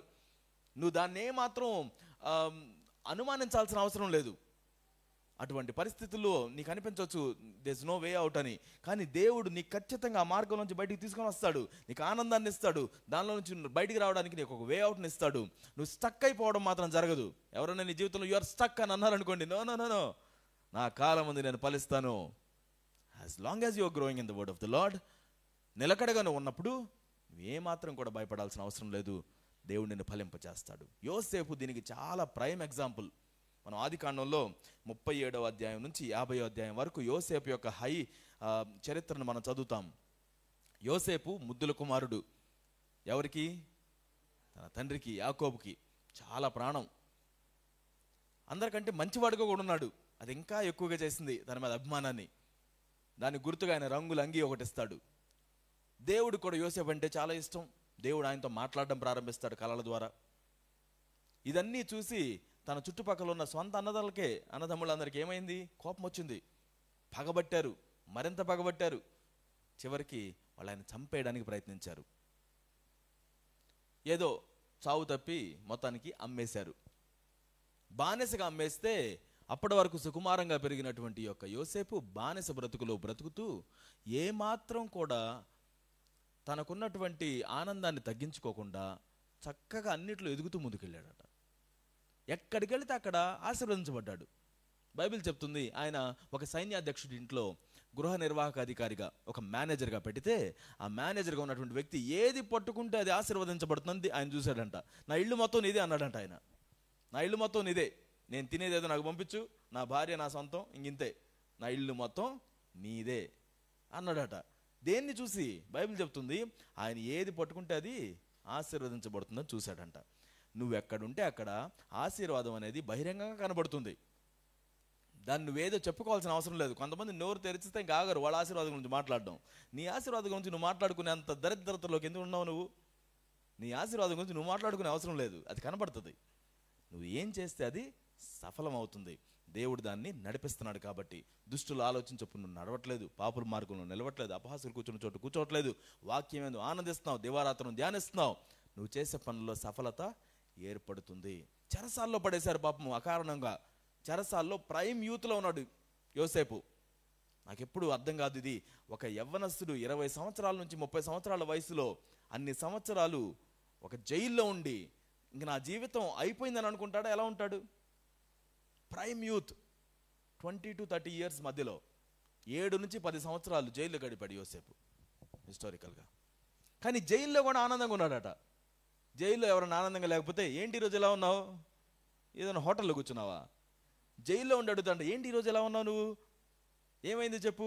పక్కన వాళ్ళకి ఎవరికో కళ్ళు వచ్చి అర్థం కావట్లేదని అంటే సరే దేవుడే చెప్తాడు, అరే నీ దేవుడు ఏమయ్యాడు? నువ్వు జైల్లో ఉన్నావు, ఇంకా దేవుడి గురించి ఎలా మాట్లాడుతున్నావు? నా దేవుడికి సమస్తం చేయడానికి శక్తిమంతుడు, ఆయనకు ఒక కారణం ఉంటేనే నా జీవితాన్ని అలౌ చేస్తున్నాడు, నేను ఆయన పక్షంగా నిలబడ్డమే నేను నేర్చుకుంటా. He did that over night. అందరికి యజమాని అయిపోయాడు. తన మీద తప్పుడు సాక్ష్యం చెప్పిన వాళ్ళకి, తను కొట్టిన వాళ్ళకి, తను తిట్టిన వాళ్ళకి, తన మీద బాసులుగా ఉన్నటువంటి వాళ్ళందరి మీదకి ఒక్కసారిగా అధికారి అయిపోయాడు. వాళ్ళందరినీ బ్రతికించేంత గొప్ప అధికారి అయిపోయాడు. తను చంపడానికి వచ్చిన తన అన్నలకు కూడా తనే గురువుగా మారిపోయాడు, యజమానిగా మారిపోయాడు. దేవుడు తనకిచ్చిన ప్రతి కళని దేవుడు నెరవేర్చాడు. హరి అవ్వడం లేదు యోసేపు. అక్కడ తన చేతుల్లోకి అన్నీ తీసుకోలేదు. దేవుడు చేస్తాడు, దేవుడే చేయగలుగుతాడు. నేను దేవుని పక్షాన్ని నిలబడతాను, ఆయనకు వ్యతిరేకంగా నేను ఏది చేయను. తొందరగా షార్ట్ కట్స్లో మనం పాపులర్ అవ్వడానికి, అది కావడానికి, ఇది కావడానికి ఈ రోజుల్లో భలే ఉంది. అందరికీ సోషల్ మీడియాని ఏది పట్టుకున్నా కానీ అందరికి పాపులర్ అయిపోవాలా, మనం ఇన్ఫ్లుయెన్సర్స్గా మారిపోవాలి, అది ఇది అనుకుంటే దాన్ని చేయడం కోసం నానా తంటాలు పడుతూ అనైతికమైనటువంటి కార్యాలు చేస్తూ ఉంటారు. లేనిపోని రిలేషన్షిప్స్లోనికి వెళుతుంటారు. కొలాబరేషన్స్ అనేటువంటి పేరుతోటి లేనిపోని వాటి కోసం వెళుతూ వాళ్ళ యొక్క ప్రాణంలో లేనిపోయినటువంటి బాధలను తెచ్చిపెట్టుకుంటున్నారు. షార్ట్ కట్స్ తోటి ఏ వెనక మనం పరిగెత్తాల్సిన అవసరం లేదు. దేవుని చేత గుర్తించబడితే చాలు, మిగతాదంతా దేవుడే నీకు ఇస్తాడు. తన మహిమ కోసం కావాలంటే దేవుడు ఇస్తాడు. దానికోసం ఎటు పరిగెత్తాల్సిన అవసరం లేదు. నమ్మకంగా నువ్వు చేసేదాన్ని ముందుకు చేసుకుంటూ వెళ్ళు, దేవుడు నిన్ను ఆశీర్వదిస్తాడు. ఐశ్వర్యం దేవుడిస్తే వస్తుంది, నీ కష్టం చేత అది ఎక్కువ అవ్వదు. దేవుని ఆశీర్వాదమే ఐశ్వర్యాన్ని ఇస్తుంది. పరుగులెత్తకండి, నిలకడగా ఉండండి. చెట్టులాగా. ఎలాగా? చెట్టులాగా. చెట్టు కాసేపు ఎక్కడ ఉంటాను, ఇది బాగాలేదు నన్ను తీసి అక్కడ పాతి పెట్టండి అంటుందా? నా అటు ఇటు తిరిగే వాళ్ళ గురించి మనం తర్వాత మాట్లాడతాం. ఏం చూస్తాం ఇక్కడ?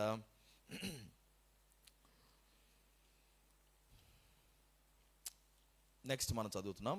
దుష్టులు అలాగునొండగా, వాళ్ళు అలాగ ఉండరంట. నిలకడగా ఉండరు, రూటెడ్గా ఉండరు, తన కాలం ముందు ఫలమించే వాళ్ళుగా ఉండరు. ఎప్పుడు ఫలిస్తుంటారు వీళ్ళు? చూడడానికి ఎలా ఉంటారు? గాలి చెదరగొట్టు పొట్టు వలె ఉంటారు. ఈ కీర్తన మీద ఒక పాట రాసాం, నేను ప్రతిభ కలిసి ఒక పాట రాసాం. నైట్ అంతా కూర్చొని పాట రాస్తూ ఉన్నాం. మార్నింగ్ చూసరికి తెల్లారిపోయింది అని అనుకున్నాం. Then we recorded it. ఒక చోట వర్క్షాప్కి వెళ్ళినప్పుడు చిన్న షూట్ చేద్దామని చెప్పేసి పొట్టు ఎక్కడుంటుంది అని వెతికాం. ఎక్కడుంటుంది ఎవరు చెప్పలా. ఒట్టిగా కారులో కూర్చొని అలా తిరుగుతున్నాం. ఇటు తిరుగుతూ ఇలా గల్లీలోకి వెళ్దామని అలా వెళ్ళాం. అలా వెళ్ళగానే పొట్టు ఫ్యాక్టరీ కనపడింది. We didn't know anything about it. పొట్టు ఫ్యాక్టరీ, అరే మేము వెతుకుతుంది దానికోసం కదా అన్నట్టుగా లోపలికి వెళ్తే పెద్ద పెద్ద కుప్పలు పొట్టుతోటి భలే ఉన్నాయి, ఎల్లోగా. అక్కడికి వెళ్ళి దానిలో కాసేపు అటు ఇటు తిరిగాం, దాని మీద దూకాం, అది చేసాం, పొట్టును తీసుకుని అటు ఇటు చేసాం, చిన్న షూట్ అవుట్ చేసాం. గాలికి చెదిరే పొట్టులా అని పొట్టు ఉంటుంది ఇక్కడ. అంత పెద్ద కుప్పలు ఉన్నాయి కదా, దానిలోంచి ధాన్యం ఇంకెంత పెద్ద కుప్ప వచ్చిద్దో అని అనుకున్నాను. ఎంత వస్తుంది? అంత పెద్ద పొట్టు ఉన్నంత మాత్రాన ధాన్యం అంత పెద్దగా ఉండదు, పొట్టు మాత్రం చాలా గొప్పగా కనబడుతుంది. ఈ రోజుల్లో చాలా మంది జీవితాలు ఎలా ఉంటాయంటే, అరే వాళ్ళ జీవితం బాగా ఆశీర్వదించబడుతుంది, వీళ్ళ జీవితం చాలా తొందరగా సక్సెస్ అవుతున్నాడు, చాలా త్వరగా ఎదిగిపోతున్నారు, మేమేంటి ఇలానే ఉన్నాం? పొట్టు ఒట్టిగానే కనపడుతుంది, కుప్పలుగా కనపడుతుంది. గాలి వస్తే ఉఫ్ అనగానే ఎగిరిపోతుంది. నువ్వు చెట్టువి, పొట్టుతో నీకేంటి కంపారిజన్? నువ్వు నిలకడగా ఉండాలి. కాసేపు ఇక్కడ కాసేపు అక్కడ వెళ్ళేది పొట్టు పని. దానిలో ఎలాంటి సబ్స్టెన్స్ ఉండదు, దానిలో ఎటువంటి ఉపయోగం ఉండదు, దాని మీద ఆధారపడడం కుదరదు. గాలి ఎటు వస్తే అటు, కాసేపు ఎక్కడికి కాసేపు అక్కడికి, కాసేపు ఎక్కడికి కాసేపు అక్కడికి, అలాగా చంచలమైనటువంటి బుద్ధి కలిగి తిరుగుతూ ఉంటే అది దుష్టుల యొక్క స్థితి అనేది మనం గుర్తుపెట్టుకోవాలి. సో నేను ఎప్పుడు అచంచలంగా ఉండాలి తప్పించి, అచంచలంగా అంటే కదలించబడినటువంటి వారిగా ఉండాలి. కానీ కాసేపు అటు కాసేపు ఎటు తిరగడం, కాసేపు ఈ అలవాటు కాసేపు ఆ అలవాటు, కొన్ని రోజులు బాగా చేయడం కొన్ని రోజులు తగ్గిపోవడం, ఇలా కాదు. స్థిరంగా కదల్చబడిన వారిగా వేరుపారి స్థిరంగా ఉండేలాగా మనం చూసుకోవాలి. మన బుద్ధి కాసేపు అక్కడ ఉంటే మనం దుష్టుల్లాగా మారిపోతున్నాం. మన ఆలోచనలు దుష్ట ఆలోచనలాగా మారిపోతున్నాయి. చూసుకొని నిలకడుతుంది, నాకు దయచేయండి ప్రభువా అని చెప్పేసి మనం మంచిగా జీవించడానికి ప్రయత్నించాలి. దేవుడు మన సహాయం చేస్తాడు. గాలి చెదరగొట్టు పొట్టు వలె ఉంటారు. గాలి వస్తుంది, చెదరగొడుతుంది. ఎటు నుంచి వస్తుందో తెలియదు, వీళ్ళు కూడా ఎటు తిరుగుతారో తెలియదు. గాలి ఎటు వెళ్తే వీళ్ళు ఎటు వెళ్తారు, చెదిరిపోతుంది. 5వ వచనం, కాబట్టి న్యాయ విమర్శలో అలాగూ ఉండవు. దుష్టుని విషయంలో ఓ మాట చెప్తాను. దుష్టుడు చివరి వరకు ఏమనుకుంటాడంటే, నాకే వచ్చింది సక్సెస్ అనుకుంటాడు. ఇది చేస్తున్నాడు కదా, భలే ఉంటుంది, నాకు నా జీవితం బాగా మారిపోయింది అని అంటాడు. కొన్ని రోజుల తర్వాత వచ్చి అది బాగాలేదు, అది నేను అనుకున్నట్టుగా లేదు, ఇంకో ట్రై చేస్తున్నాను ఇప్పుడు అంటాడు. మళ్ళీ ఇంకొన్ని రోజులకి వచ్చి అది కూడా ట్రై చేశాను, అది కూడా బాగాలేదు, కొత్తది వచ్చింది తెలుసా నీకు ఇది అని వస్తాడు. ఎప్పుడు వచ్చినా ఏదో కొత్తదాన్ని తీసుకొని వస్తాడు. పాత దాని గురించి చాలా బ్యాడ్ ఒపీనియన్తో వస్తాడు. బైబిల్లో ఒక ఆయన ఉన్నాడు. ఆయన రాజు దగ్గర మంచి ఆలోచన చెప్పే వ్యక్తి. బయటికి వెళుతుంటే రాజ్యం అంతా గౌరవించేది. అంటే రాజు తర్వాత మంత్రి అన్న లెవెల్లో ఆయనకు మంచి ఆదరణ ఉంది.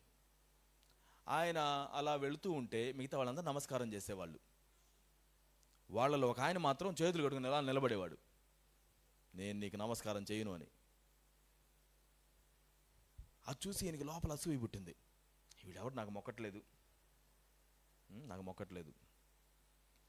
చాలా ప్రయత్నం చేశాడు ఆయన ఈయన కూడా మొక్కేటట్టుగా చేయడానికి.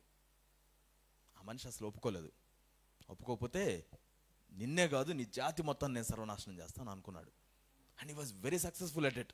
రాజు దగ్గరికి వెళ్ళాడు, పార్టీ ఏర్పాటు చేశాడు, రాజుకి బాగా ఆనందంగా చేపించి వాళ్ళ యొక్క ఒక జాతి ఉంది, ఆ జాతి మీకు లోబడ్డం లేదు, మిమ్మల్ని తిరస్కరిస్తున్నారు, మీకు మొక్కట్లేదు అన్నట్టుగా ఆయనకు పురమాయించి ఒక పెద్ద ఒక తాకీదు రాపిస్తాడు, ఒక డిక్రీ చేపిస్తాడు, ఆజ్ఞాపిస్తాడు. ఆజ్ఞ ఏంటంటే ఇదిగో ఆ మనిషికి చెందిన జాతి అంతా యూదా జాతి మొత్తాన్ని కూడా చంపేసేయాలి. దానికి ఒక డేట్ సెట్ చేస్తారు, టైం సెట్ చేస్తారు. ఆ పర్టికులర్ రోజున ఆ పర్టికులర్ సమయంలో నా సంస్థానంలో ఉన్నటువంటి అన్ని రాజ్యాల్లో ఉన్నటువంటి వాళ్ళ జాతికి సంబంధించిన వాళ్ళందరూ చంపివేయబడాలి. ఈ ఆజ్ఞ అన్ని ప్రాంతాలు కూడా తీసుకొని వెళ్ళిపోతుంటారు. ఎంత సక్సెస్ఫుల్. కానీ దేవుడు ఆ సమయంలో ఒక కార్యం చేస్తాడు. ఆ కార్యం చేసినప్పుడు వాళ్ళెవ్వరూ మరణించరు. ఈ మరణించాలని చెప్పి పురోద్బలం చేశాడు కదా ఈ వ్యక్తి, అతన్ని హామాన్ అని పిలుస్తాం. ఆ హామాను మీదకే వస్తుంది సమస్య అంతా కూడా. అప్పుడు ఈయన్ని ఉరి తీస్తారు. ఆ ఉరి కూడా ఈయన తయారు చేసి పెట్టుకుంటాడు. అందరూ చంపేసేస్తే ఈయనకి మొక్కకుండా ఒక ఆయన ఉన్నాడు కదా, ఈయన చావు మాత్రం నా చేతుల్లోనే డిసైడ్ అయిపోయాడు. వీళ్ళింట్లోనే వెనక పెరట్లో ఒక పెద్ద ఉరికమ్మం తయారు చేస్తాడు. అలా చేతులు కట్టుకొని నిలబడిన ఆయన పేరు మొర్దెకై. ఆయన్ని పిలిపించి ఈయనింట్లోనే చంపించాలని ప్లాను. కానీ ఆ చివరి రోజున ఈ హామాన్ని ఉరిదీస్తారు అదే ఉరికోయ మీద. ఏం జరిగింది? అప్పటికప్పుడు నేను విన్ అవుతున్నాను అని అనుకునేటువంటి సమయం అందరికీ తెలుసు, యూదులందరూ మరణిస్తున్నారు అనేది. అది పబ్లిక్ న్యూస్. అది ఎవ్వరు వాళ్ళకి సహాయం చేయడానికి లేరు. కానీ దేవుడు దాన్ని ముందుగానే చూశాడు, ముందుగానే ప్లాన్ ఏర్పాటు చేశాడు. ముందుగానే యూదులలో నుంచి వచ్చినటువంటి ఎస్తేరు అనే రాణిని అక్కడ పెట్టాడు. ఆమెకు దేవుడు ధైర్యాన్ని ఇచ్చాడు, దేవుడు ఆమెకు ఫేవర్ని ఇచ్చాడు. ఆ రోజు ఆ యొక్క కార్యం వెంటనే ఆపివేయడానికి దేవుడు అవకాశాన్ని ఇచ్చాడు. దీని మధ్యలో ఇంకోటి జరుగుతుంది తెలుసా? వైల్ దిస్ ఈజ్ హ్యాపెనింగ్, ఈ ఆర్కెస్ట్రేషన్ అంతా జరుగుతున్నప్పుడు ఒకరోజు రాజుకి నిద్రపట్టక తన మందిని అటు ఇటు తిరుగుతుంటాడు. రాజుకి నిద్రపట్టకపోతే తనతో ఉన్న వాళ్ళందరూ నిద్రపోకూడదు అని అర్థం. కేర్ఫుల్గా రైట్. అందరు కూడా లేచి ఈయన నిద్రపట్టట్లేదు ఏం చేద్దామని అనుకుంటే, ఇదిగో నా కోసం మంచి చేసిన వాళ్ళు అక్కడ రాస్తారు కదా, తీసి చదవండి అన్నాడట. అందరు తీసి చదువుతున్నారు. అది తీసి చదివేటప్పుడు ఒక స్టోరీ వస్తుంది. ఆ స్టోరీ ఏమొస్తుందంటే, మొర్దెకై అనే ఆయన ఎవరైతే చేతులు కట్టుకొని ఉన్నాడా, ఆయన రాజు మీద ఎవరో పొంచి తనని చంపడానికి ప్రయత్నిస్తే ఆ మాట తను విని దాన్ని రాజు వాళ్ళకి తెలియజేస్తాడు. ఆ విధంగా రాజు ప్రాణాన్ని ఈయన రక్షించాడు. రాజుకి వెంటనే అనిపించింది, ఇదిగో ఆయన పేరేంటిది, మొర్దెకై. ఆ మొర్దెకైని మనం ఏమైనా గనపరిచామా, ఆనర్ చేసామా, నా ప్రాణాన్ని రక్షించాడు కదా, ఏమన్నా చేసామా ఆయనకి అంటే, లేదు రాజా ఏం చేయలేదు, ఏం చేసినట్టు ఇక్కడ లేదు అని చెప్పేసి వాళ్ళు అన్నారంట. అప్పుడు వెంటనే ఈయన వస్తాడు, ఎవరు, హామాన్ వస్తాడు. ఏమని, వాళ్ళని చంపేయించాలి, ఇంకా రెడీగా ఉన్నాం, అంతా అయిపోయింది రాజా అని చెప్పడానికి వస్తాడు. అప్పుడు ఆయన అంటాడు, ఇదిగో నీకు ఒక పని ఉంది ఈ రోజున. చెప్పండి రాజా. ఇదిగో నా నా యొక్క జనాల్లో ఒక మంచి వ్యక్తి ఉన్నాడు, నా ప్రాణాన్ని రక్షించాడు, అతన్ని గనపరచాలి. సరే రాజా, ఇదిగో అతన్ని తీసుకొని వెళ్ళి చక్కగా ఆ పశువు మీద కూర్చోబెట్టి మొత్తం ఊరంతా ఊరేగించాలి నువ్వే. తన ముందు నువ్వు నడుస్తూ వెళుతూ రాజు ప్రాణాన్ని రక్షించినటువంటి మొర్దెకైకి జయం కలుగును గాక అని చెప్పేసి ఆయన ఊరేగించాలి. అందరూ ఆయన ముందు మొక్కాలని చెప్పాలి, అందరు నమస్కారం చేయాలని చెప్పాలి, నువ్వు నమస్కారం చేయాలి, నమస్కారం చేసుకుంటూ తీసుకుని వెళ్ళాలని చెప్తాడు. సరే రాజా చేస్తాను. ఎవరాయన ఎంతకి, ఎవరా గొప్ప వ్యక్తి? మొర్దెకై. అరే ఇప్పుడే కదా వాళ్ళ జనం మొత్తాన్ని చంపేపించాలని నేను సక్సెస్ అవుతున్నాను అనుకుంటున్నాడు. కానీ ఒకవైపు నుంచి ఈయన హెచ్చించబడుతున్నాడు. నా శత్రువుల ఎదుట నీవు నాకు భోజనాన్ని సిద్ధపరుస్తావు అంటే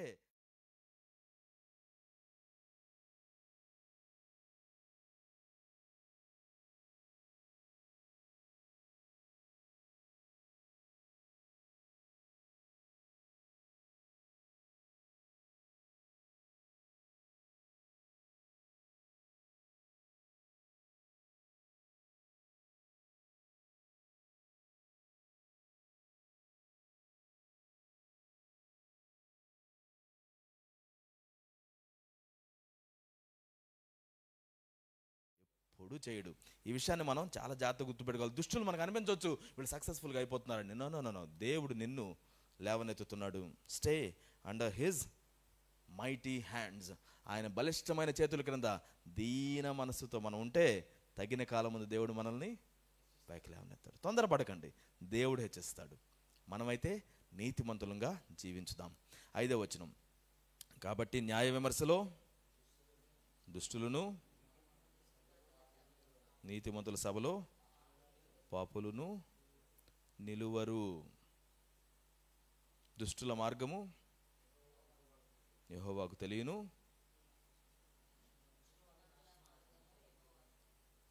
నీతిమంతుల మార్గము యెహోవాకు తెలియను, దుష్టుల మార్గము అది మనందరికీ తెలుస్తుంది అనమాట. దుష్టుల మార్గం ఎప్పుడు రైజ్ అవుతుందో, వేకువ చుక్కలాగా వాళ్ళు ఎప్పుడు ఎదుగుతారు అనే విషయం దేవుడికి తెలుసు ఆన్ టైం. దుష్టులదైతే నాశనమే, అది దానికి మీరేమీ క్రొత్తగా అనుకోవడానికి లేదు. బైబిల్లో మనం ఒక ఆయన గురించి చూస్తాం, నోవహు అని. ఆదికాండం 6వ అధ్యాయంలో మనం చూస్తాం 6 నుంచి 9. ప్రపంచం అంతా చెడిపోయింది, ఎవ్వరిలో మంచి లేదు. అది దేవుడు చెప్పే మాట. భూమి మీద అందరిని చూసి నేను ఎందుకు చేశాను ఆ మనుషులని బాధపడ్డాడు ఆయన. సృష్టిని ఆయన కలుగు చేసినప్పుడు సంతోషించాడు, నేను మంచి చేశాను, అంత మంచిగా ఉంది అని ఆనందించిన దేవుడే ఆ రోజు మనిషి తయారైన విధానాన్ని చూసి వారి హృదయంలో ఉన్న ఆలోచన ఏ మాత్రం కూడా మంచిగా లేదు అని బాగా బాధపడిపోతున్నప్పుడు ఒక ఆయన చూడగానే దేవుడికి నవ్వు వచ్చింది, సంతోషం వచ్చింది.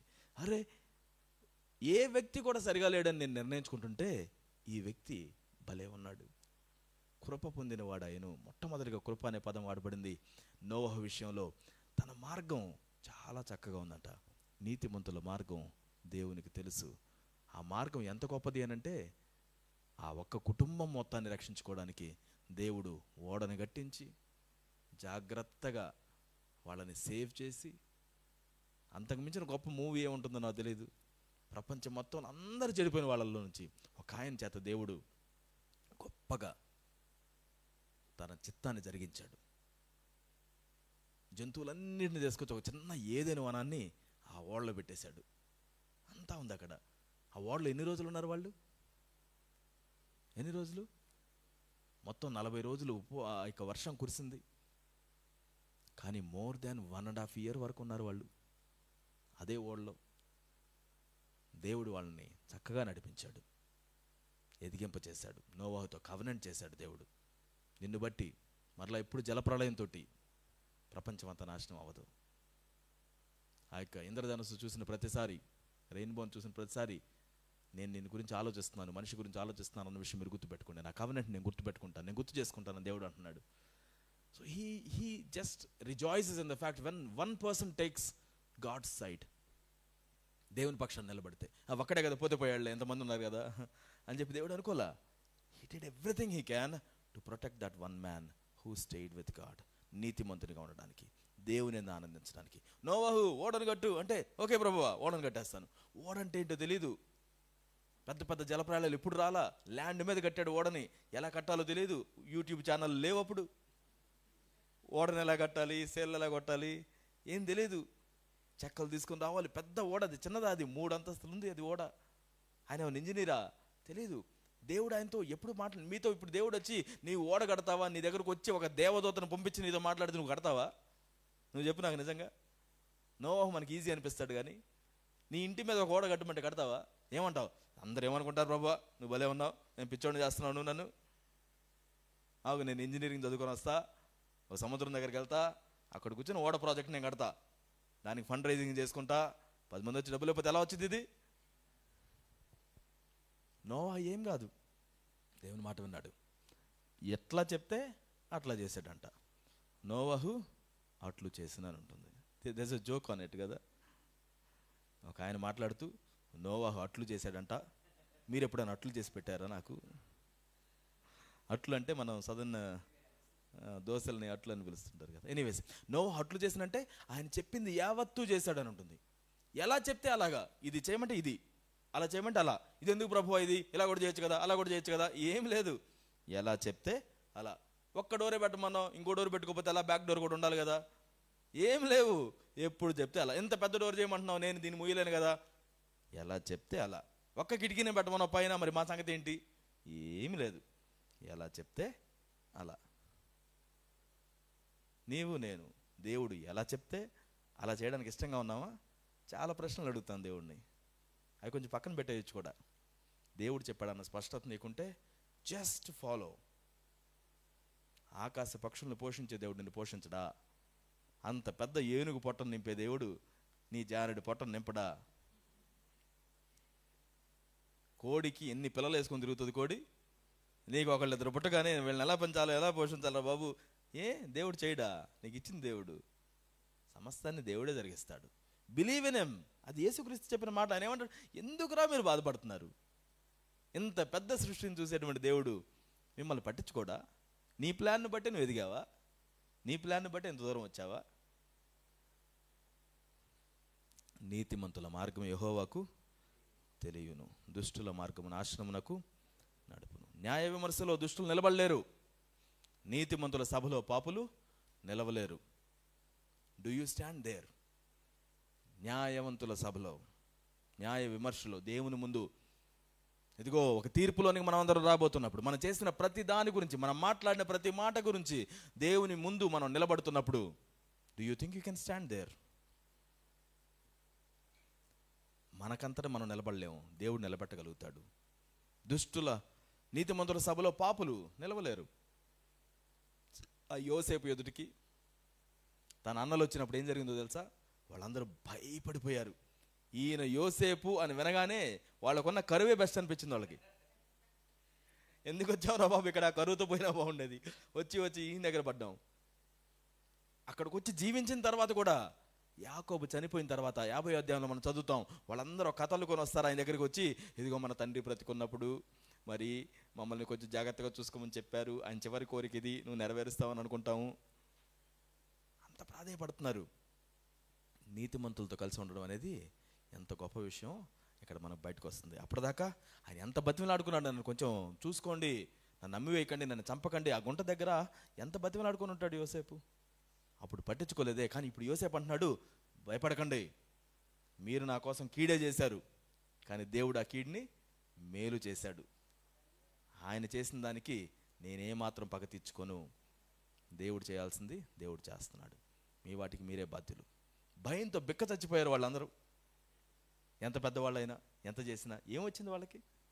నీవు నేను మనం మన చేతుల్లో ఒక పగ తీసుకోవాల్సిన అవసరం లేదు. ఎవరి మీదకి మనమేదో చేయాలని, మనమేదో తెలివితోటి, కుయుక్తితోటి మనమేదో సాధించాలని ఆశపడాల్సిన అవసరమే లేదు. దేవుడు చేస్తాడు. నువ్వు దేవుని పక్షంగా నిలబడు, ఆయనలో ఎదుగు, ఆయన యందు ఆనందించు. ముందుకు నడవడానికి దేవుడు నిన్ను నడిపిస్తాడు.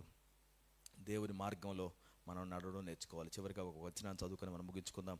ఈ యూదా పత్రికలో నుంచి చివరి 2 వచనాలని చదువుతాను.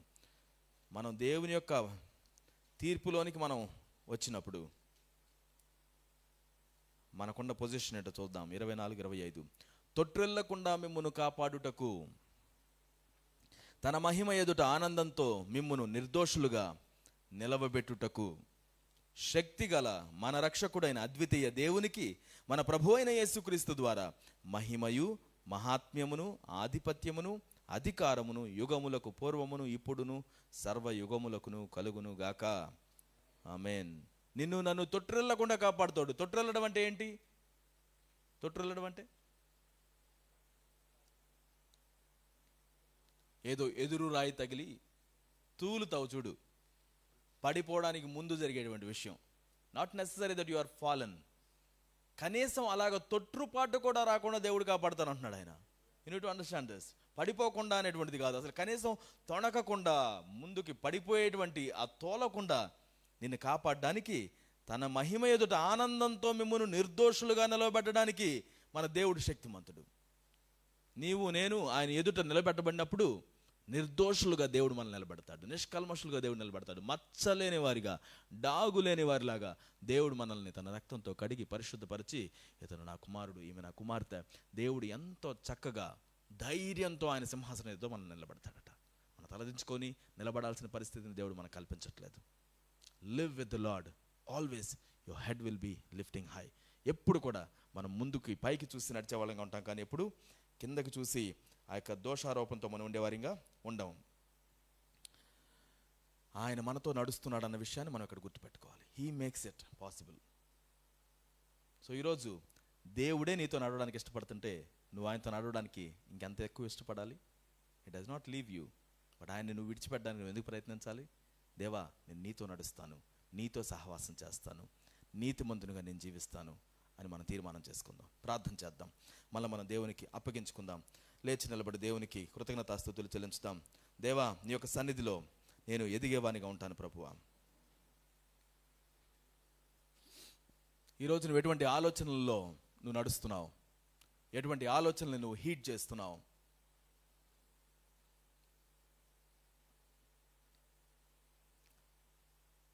దేవుని యొక్క వాక్యం నిన్ను ఛాలెంజ్ చేస్తున్నప్పుడు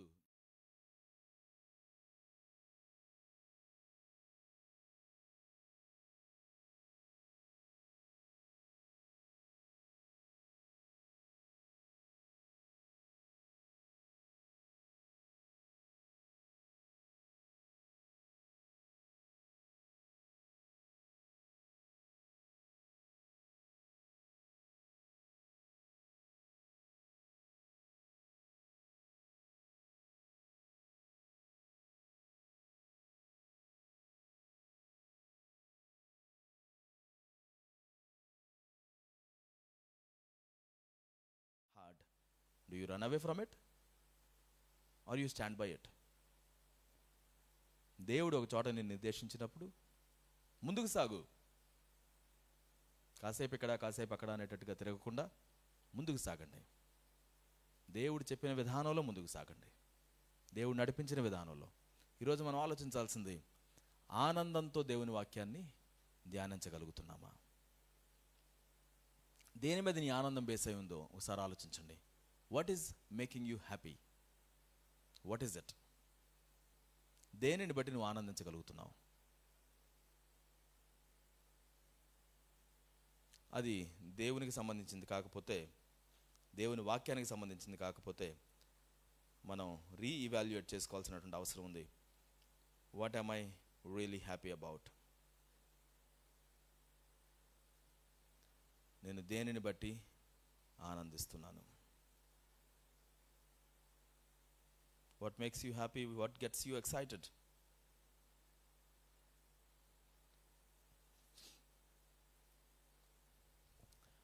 ఒకవేళ పర్సనల్ ప్లెజర్సే నీకు హ్యాపీనెస్ని తీసుకొని వస్తున్నాయి, అదొక్కటే నేను సంతృప్తిపరుస్తుంది, నీకు ఇష్టం వచ్చింది చేయడమే అని అనుకుంటే, that's not very healthy. You are like standing there a selfish person, self centred person. మళ్ళీ కొంతమందికి మన ఫ్రెండ్స్, మన ఫ్యామిలీ మెంబర్స్ మనకి హ్యాపీనెస్ని తీసుకొని వస్తారు. Okay, you are better, but that's not enough. That's not going to fulfil you. నీతిమంతుడు దేవుని యొక్క వాక్యంలో ఆనందిస్తాడు. అది మనం నేర్చుకున్నంత వరకు మనం షార్ట్గానే అయిపోతూ ఉంటాం. మార్టిన్ లూథర్ గారు చెప్తుంటారు, నేను పరదేశికి వెళ్ళినా వాక్యం లేకపోతే నేను ఉండలేనేమో, వాక్యాన్ని ఇచ్చి నరకంలోకి పంపించినా వెళ్తానేమో అంటాడు ఆయన. Your delight in the word of God.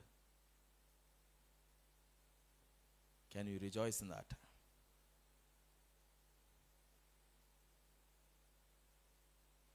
అప్పగించుకుందాం మళ్ళీ మనం దేవునికి. దేవుడు మనల్ని ఎదిగింప చేయాలని ఆశపడేటువంటి దేవుడు.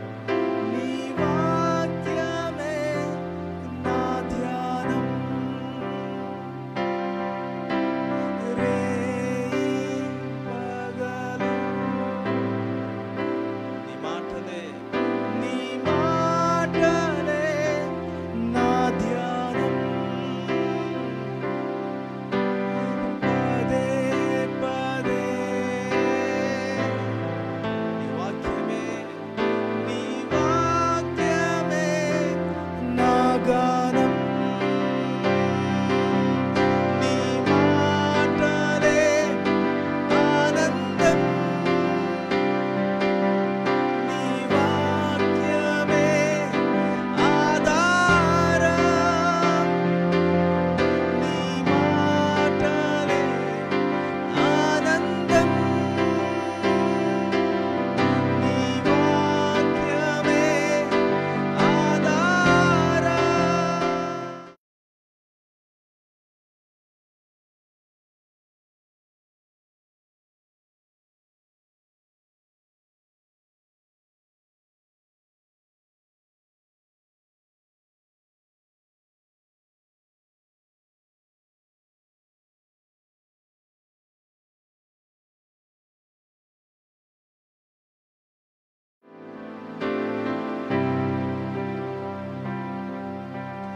నీటి ఒడ్డున వేరులా ఆకు వాడని చెట్టులా నేనుందును.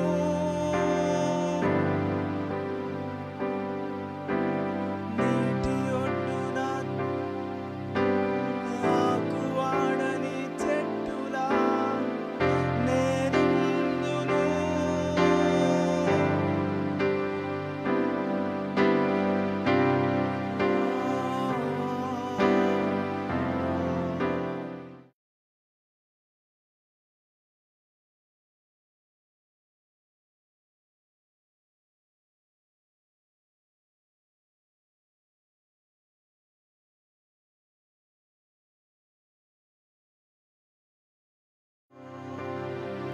నిలకడగా ఉండే చెట్టులా నేను జీవిస్తాను, గాలి చెదరగొట్టే పొట్టులా నేనుండను ప్రభువా. నీ వాక్యమే ఆనందం నీ మాటలే ఆధారం నీ వాక్యమే ఆనందం నీ మాటలే ఆధారం.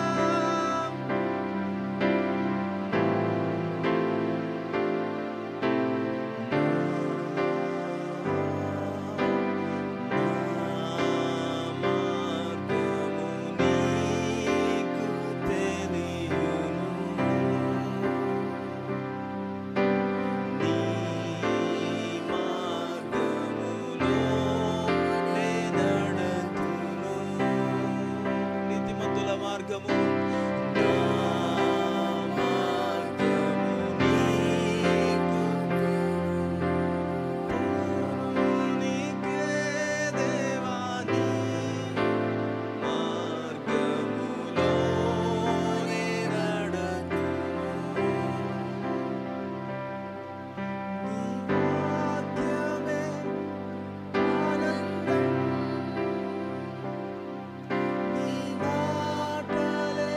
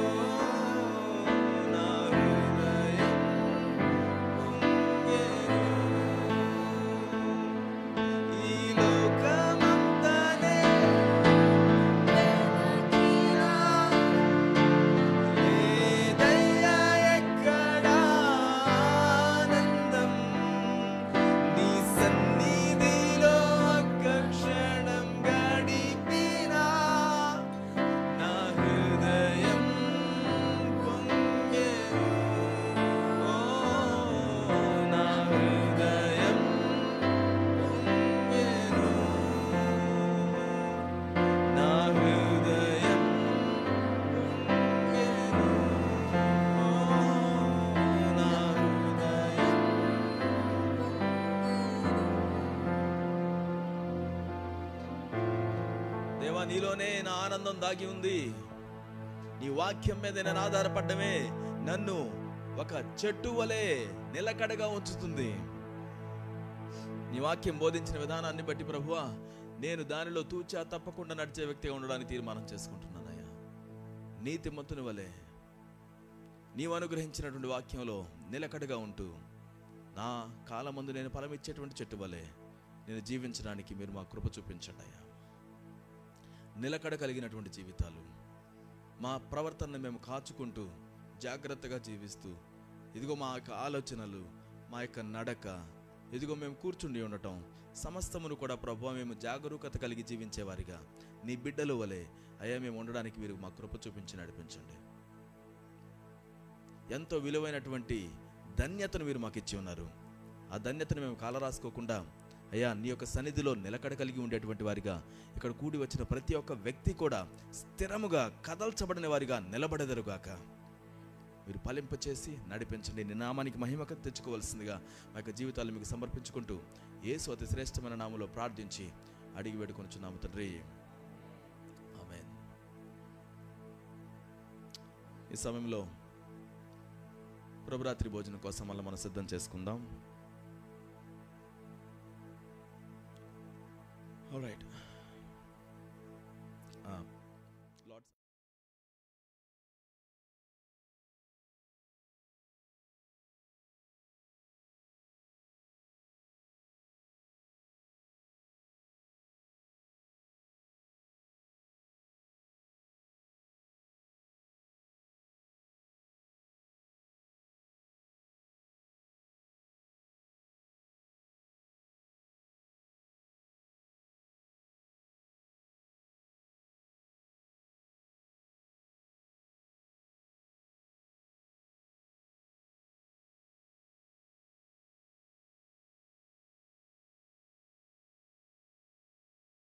First step today.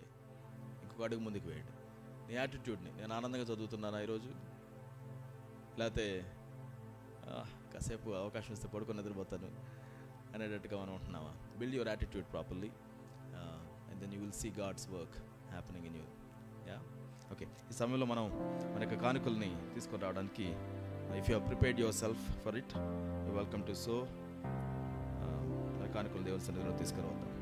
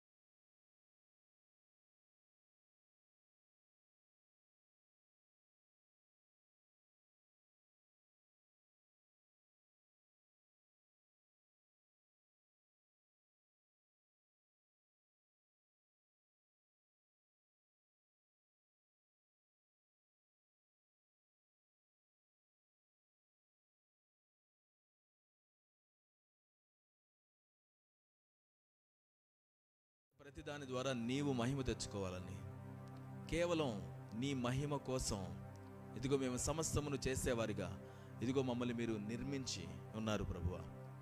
అటు రీతిలో మేము ఫలించడానికి కృప చూపించండి. Whatever is your desire for our lives, your dream for our lives, we say yes to it Lord. మీరు దాన్ని జరిగించాలి అని మేము ఆశపడుతున్నాం ప్రభువా. మీరు ఏం చెప్తే అది, ఏది చూపిస్తే అది, మేము నీ మాట చొప్పున ముందుకు వెళతాం, నీ వాక్యానికి లోబడతాం ప్రభువా. మీ యొక్క ఆత్మకు లోబడతాం నాయన. మమ్మల్ని నడిపించండి, సర్వసత్యంలోనికి నడిపించి మీ యొక్క కార్యములను మా జీవితంలో జరిగించండి.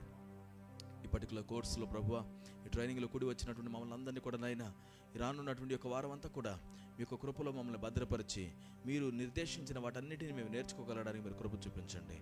మమ్మల్ని ఇట్టి రీతిలో మేము నడిపిస్తున్నారు, దేనికోసం నడిపిస్తున్నారో మా భవిష్యత్తును సైతం ఎరిగినటువంటి దేవా, దానికోసం మమ్మల్ని మీరు చక్కగా సిద్ధం చేసి నడిపించవలసిందిగా ప్రార్థిస్తున్నాం. మమ్మల్ని మేము మీకు సమర్పించుకొనుచున్నాం, మీ కట్టడలకు సమర్పించుకొనుచున్నాం. మీ యొక్క ఆజ్ఞలకు లోబడడానికి అయ్యా స్థిరతను కలిగి ఉండడానికి మేము ఇష్టపడుతున్నాం నాయన. మా మార్గాన్ని ఎరిగినటువంటి ప్రభువా, నీతిమంతులుగా మమ్మల్ని మీరు తీర్చిదిద్దినందుకు నీకు వందనాలు చెల్లించుకుంటూ మా సమస్తాన్ని మీకు సమర్పించుకుంటూ యేసు అతి శ్రేష్టమైన నామములో ప్రార్థించి అడిగి వేడుకొని పొంది ఉన్నాము తండ్రి. ఇప్పుడు మన తండ్రి అయిన దేవుని ప్రేమయు, కుమారుడైన క్రీస్తు యేసు కృపయు, పరిశుద్ధాత్మ దేవుని అన్యోన్య సహవాసము కూడి వచ్చిన మనందరి చుట్టూ, మన కుటుంబాల చుట్టూ, సార్వత్రిక సంఘము చుట్టూ ఎల్లవేళలా తోడయుండి సర్వసత్యంలోనికి నడిపించి కాపాడును గాక. ఆమేన్, ఆమేన్. అందరికి వందనాలు. Before we get